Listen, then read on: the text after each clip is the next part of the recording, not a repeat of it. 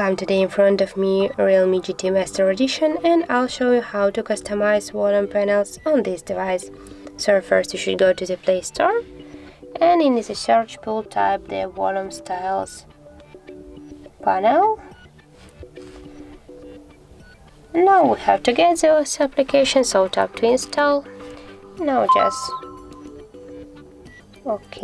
tap to open the application, and here on the right upper corner tap to start, and now just confirm the permissions.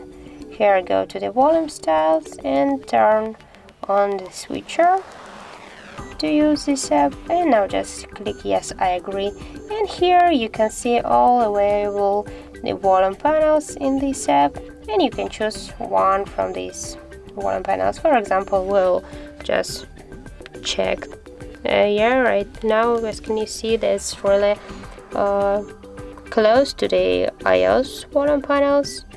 Also we can check the another one, the waves OS. As can you see, we just change your volume panel to the waves one.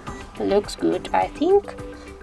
And also you can select one from the another one, and if you wanna just turn off this the new volume panel, you wanna just remove and use the default one, just tap here on the stop, and as can you see, you got here your regular default volume panel of your device.